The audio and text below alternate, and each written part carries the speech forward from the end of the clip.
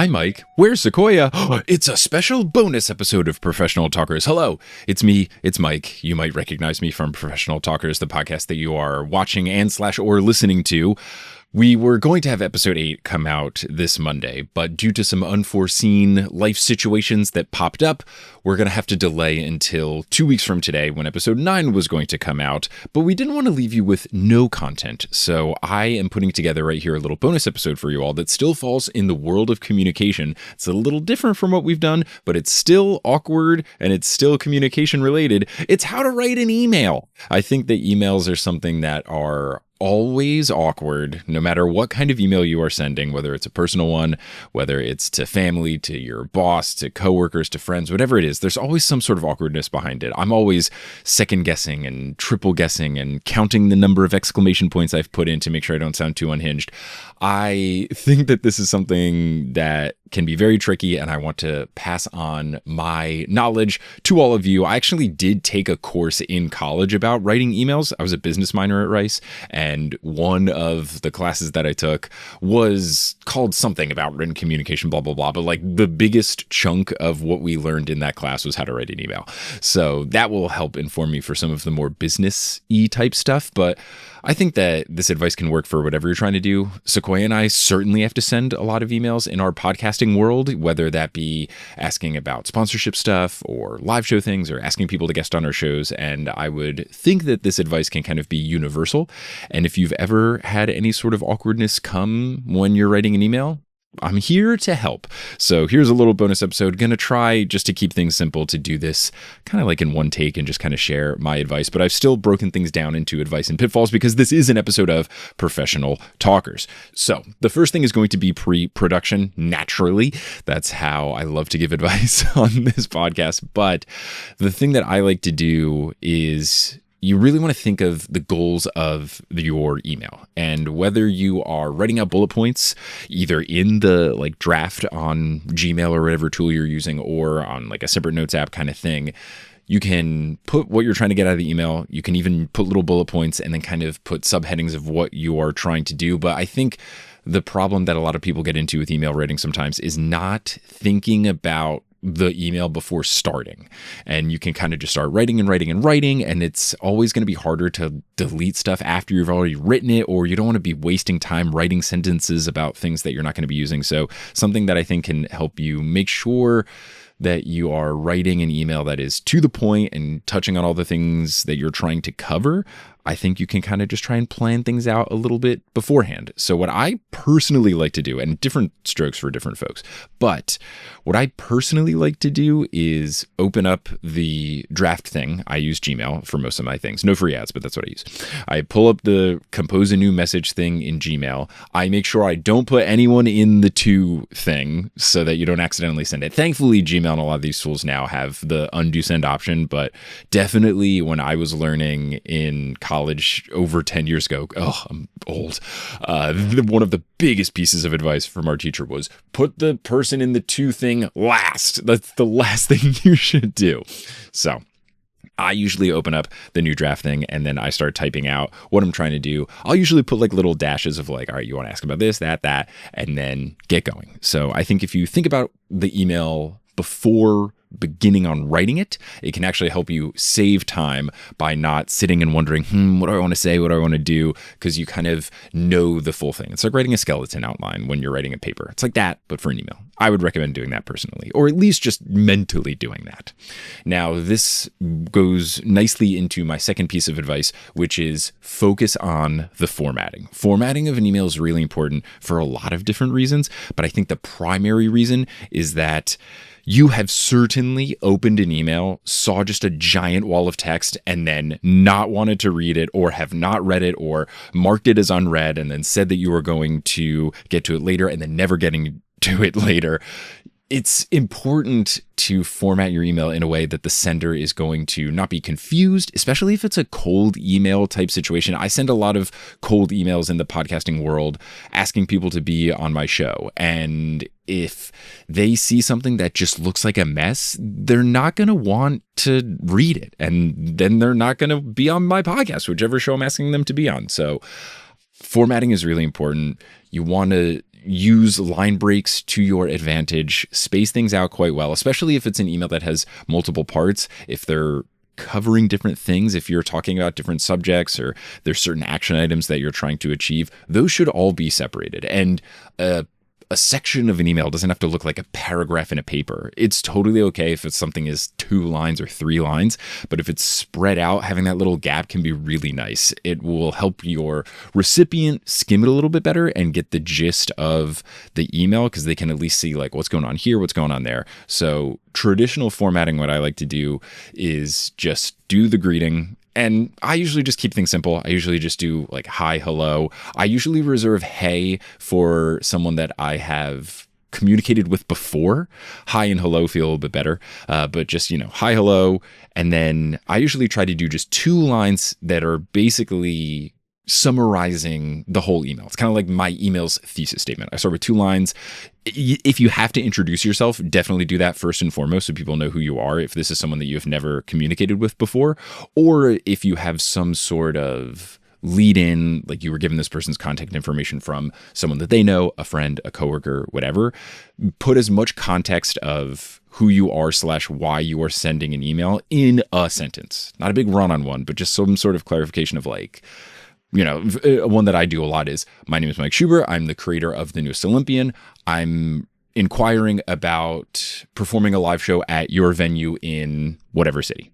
Something like that. Boom. Right away, they know, who's this person and why are they emailing me? And then I'll usually probably do one other line giving further context, and then line break. So enter, get into the chunk of the email. So that's a good way to start off the formatting, and then put whatever you got to do in the body. I think separate all the subjects into little sections, and then at the end have some sort of like follow-up situation. This is where you can put the action items. This is where you can put, things that make it really clear what you are requesting. So for example, if I'm asking someone to guest on my podcast, usually at the very end, I'll have 2 lines that say something to the effect of like, if you are interested and available, please let me know and we can talk scheduling. If not, no worries at all. Have a nice day. Something like that. Clearly at the bottom it is, if you want to be on the show, email me and we can figure out dates and times. If you don't want to be in the show, that is fine. And then best, Mike. I use best at the end. There's all sorts of different salutations that you can use. I just like best because it's a nice universal one and I don't have to think about it. I don't have to decide, should I use sincerely? Should I use cheers? Should I use yours truly? So I just use best almost for everything. I can't remember the last email that I sent that didn't have best. And then if you're doing a reply to an email, then I'll usually just do like dash Mike or something like that. But definitely in an introductory email starting a conversation, best, comma, enter Mike is what I would do. And then my email does have like a little like I don't even know what it's called. The like email signature, I guess, that kind of says like my name, contact information, stuff like that. That's good to have because then if they need the information, they can look it up and you don't have to include that in the body of your email. But in general, formatting is really important. It's really important. It can help you to write the email because you can kind of have a sense of, okay, there's my intro, there's my body, there's my outro. And something that I do in emails a lot sometimes is if I'm starting to write one part and I don't really know what I want to say, I'll start working on other parts of the email. So if I know for sure what I want to do in the introduction, I'll do it. And then maybe the body of it, it's probably going to be the hardest part. So maybe if I'm feeling a little email writer's blockish, I will stop and then go to the outro, be like, let me just do the outro. I know what I'm going to say there. So I just try to not get stuck, because in an email, you don't want to get stuck. Like, you don't want to overthink it. So formatting can help you in a lot of different ways. And then my final piece of advice that I've prepped is I would do all of the extra stuff last. Extra stuff to me is the subject line, putting the emails in the to or the CC or the BCC. I like doing that at the end because once you have done the main focus, you're making sure that everything is right in the email, everything's all good, you haven't used too many exclamation points, it's not too long, it's not too short, it's getting the information right, you've spelled everything properly, the sentences make sense. That's going to be the most taxing part.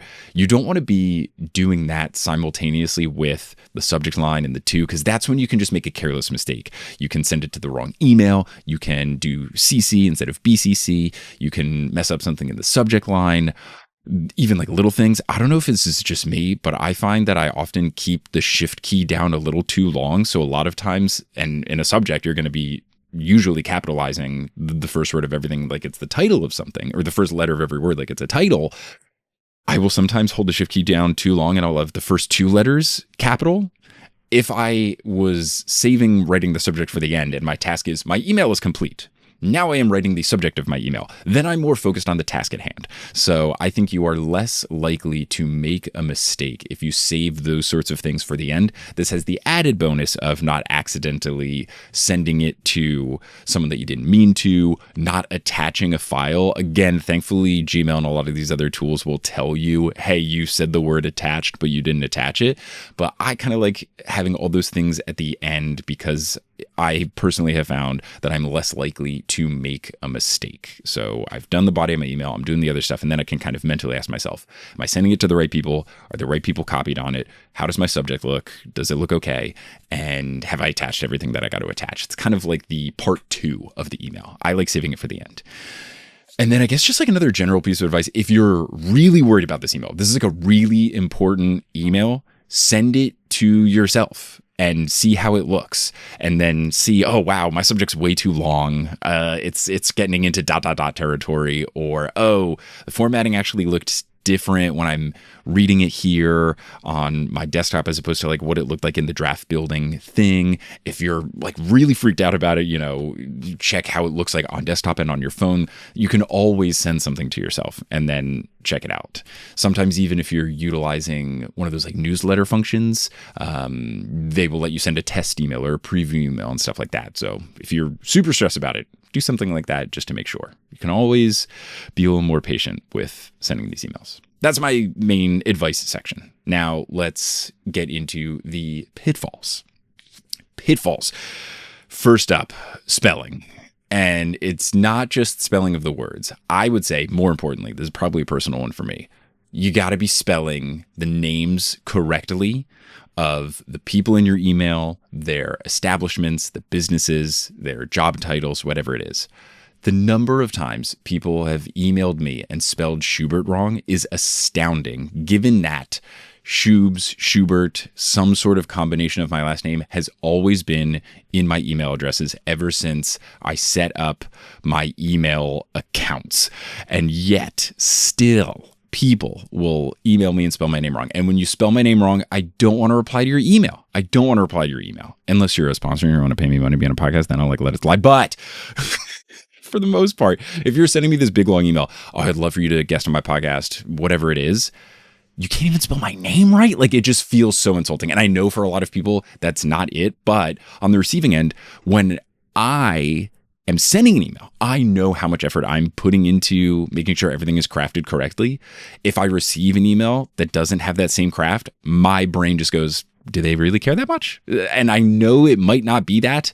I'd like to give people the benefit of the doubt, but it does still suck. Like, it always 100% of the time sucks to get an email with my name spelled wrong. And it doesn't just have to be the spelling of a last name. It's something where, Julia's will get Julie, which are both names. And that's the important thing. It's going to be easier to find spelling mistakes for just words because a lot of these mail tools will give you the little red squiggly underline if you spelled a word wrong. But if you're emailing a Julia and you write Julie, they're not going to let you know that you've done this wrong. There's no thing that's like, hey, we've noticed, Clippy's not popping up going like, hey, I've noticed that you wrote an email to someone named Julie and you've address them as Julia. So you got to be careful about that. Huge pitfall to avoid. That can just completely shut down communication. And just double check over the stuff for sure. This also is something that I have to really be careful of because sometimes, for example, if I'm trying to book live shows abroad and I'm emailing a bunch of venues in the same city, I personally have a template that I work with and then I'm copy pasting. I want to make sure I'm not putting in the venue from a previous email. This reeks of like college applications, putting in the wrong school, job applications, you're sending off a bunch, putting in the wrong company. You really got to check on all those sorts of things. So that can all be tricky to find sometimes because you might have a word that isn't spelled wrong, but it's not the in terms of like red underline and spell check, but it is not the actual right thing. So definitely check on that. Another pitfall to avoid that I kind of hinted at is to be careful with copy pasting, not just because of things like I had mentioned where you have the wrong name of something, but also I have learned this, that if you copy paste from different apps sometimes, the formatting can get really weird. So something that happens to me is I use the Notes app. I use a Mac laptop. If you copy paste from the Notes app to Gmail, for whatever reason, it makes it a serif font. So think Times New Roman. Default Gmail is sans serif. It's more of a casual looking font, like an Arial or a Helvetica. I had a legal email once. It was a big back and forth, and an email would come in and I typed stuff out of my phone. And because it dealt with legal stuff, I wanted to make sure that I was doing it all correctly. So I did like a draft of it on my phone. I was in a car when I got the email. I was like, I don't want to type this in the Gmail thing and accidentally tap send. I don't know if there's an undo send on the Gmail app on my phone. Let me type this all in the Notes app. I typed it all in the Notes app. And then on the Notes app thing on your phone, you can set the size of it to like body, paragraph, heading. And I think I set it to one of the bigger two because I was really wanting to make sure that I didn't spell anything wrong, that everything was right. Because this is, it's a legal email, but it was time sensitive. So I had to kind of, get it all out. So I typed it all in on the Notes app on my phone. I was like, feeling good, copy, paste, send it. I then looked later on the thread on my Gmail on my desktop, and it had kind of kept some of that formatting, even though in the Gmail app it looked normal, like the same as if I had just typed an email from scratch. And it was giant text and in a serif font. So it looked like I sent a very loud, fancy email in the middle of a thread. Thankfully, nothing like really bad came of it, but I was pretty embarrassed. So I would very much say to be careful with copy pasting because of the formatting, things like that. One thing that you can utilize, at least in Gmail, is I think it is Command-Shift-V, which is paste and match formatting. This is something that I know from like my Excel using days in middle school. If you do that, it will match the formatting of whatever you've already started to type, or if you have a default thing, like I think my Gmail has a default, best Mike and my signature in it. So if you do that, it'll match the normal text. You can also always just highlight and then use some of the font things to make sure it's like normal size, bold, unbold, all that kind of stuff. You can make sure it's, the default font, the default size. Even if it doesn't look like it changes anything, it might change something. So that's something I've noticed. I also get this a lot because when I do live shows for my podcasts, I end them with audience Q&A, and I have people email in questions. I can always tell when someone thought of a question before the show and typed it into a Notes app and then copy pasted it into a Gmail email, because it'll open and it'll be like, hi, Mike, and then different text, different font size, best whoever.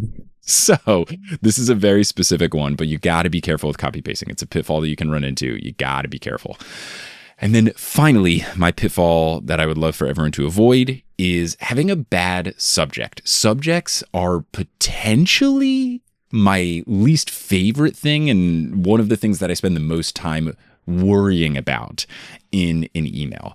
It's hard because you really want to think about the subject. If it is someone whose inbox is going to be cluttered, if this is just a work email that someone is expecting, you don't have to stress it too much. If it's about a particular project, if it's someone that you're talking to a lot. So this pitfall is more of if you're sending more of a cold email type of thing, or a shoot your shot email, or an email to someone that you don't talk about or you don't talk with often. The subject is very important, and you don't want to have a subject that is too long. You don't want to have a subject that oversells the urgency of it. I hated when I would get emails. This was more in my normal 9 to 5 work days that would say urgent in all caps in a bracket and then have something. And then you read it, it's like, this was not that important. Why did you label this as urgent in all caps? Subjects can be tricky. You want to put as much information in there as you can, but you don't want it to be too long.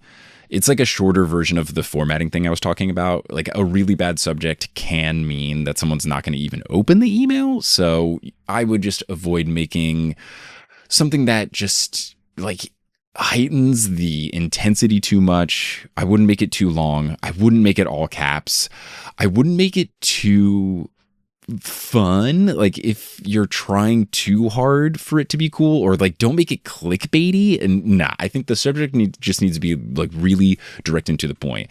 I can give a couple of examples, but I think that it's going to be so much like very specific. But when I'm asking someone to guest on a show, I usually just say like, guesting opportunity on, if it was meddling adults, I would say guesting opportunity on game show podcast for charity. Boom. Like, it's very clear what you're trying to do. Or I might say, would you like to guest on? But that feels too long. I might sometimes say, care to guest on, then it's shorter. It's definitely an exercise in trying to find phrases that don't use a lot of words that still convey your meaning. If I'm trying to reach out about a live show venue opportunity, because these places I'm emailing usually have different subsections. If you have a question about booking, if you have a question about directions, if you have a question about hours, if you have a question about venue hire, then I will utilize I don't even know the technical syntax term, but I will just put like venue hire : and then information. So venue hire : the newest Olympian at venue on October 12th, and then put that in there. So you can utilize something like that. Just really try to put yourself in the shoes of the person receiving it. Like, think about what their inbox looks like and how you want to show in that inbox. But you just avoid making it too extreme in any direction. You want to have a good subject line. You want it to be to the point. You want it to get the information out there, but you don't want it to be too long or too extreme. So those are the advices and the pitfalls that I have come up with about sending an email. If you have questions, please type in the comments. I know that this can be like very specific. I will gladly reply to these, but I've sent so many. I've sent the business emails when I was an engineer. I've sent the creative emails, and that's exactly how I type. I'm always bobbing back and forth like this. I've counted my exclamation points time and time again. But if you've got any specific questions, let me know. But hopefully this was helpful. There's so many other little things I could say. Hyperlinks can be your friends, but also don't over rely on them too much. But emails can be tricky.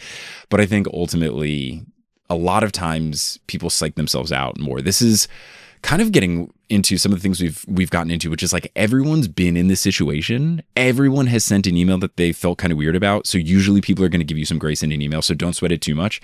And I think as long as you make it clear that you are putting in effort into the email, people can see that effort being put in.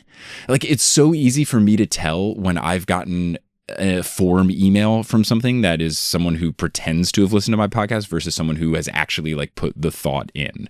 And I think it's very transparent. So as long as you are putting in a good, honest effort, I think people will be able to tell and it will go better. So yes, that was my advice. That is how you can avoid the awkwardness of writing an email. I hope you enjoyed this little bonus episode. Thank you for understanding that life stuff came up and we have to delay episode 8, but we are working on it currently. It's really exciting. I think you are going to enjoy it when it does release on November 3rd. But thank you all so much for listening, for watching. Thank you to our Patreon supporters for supporting. Thank you to Mats Forley, who supports us at the highest tier. Really do appreciate it. That's so fantastic that people are going out of their way to support us on Patreon when the podcast is available for free. But I'm going to go. Thank you all so much. And until we come at you with episode 8 in 2 weeks' time, I'll talk to you later. What do you say? We'll say listeners, I'll talk to you later. Yeah, listeners / viewers, I'll talk to you soon.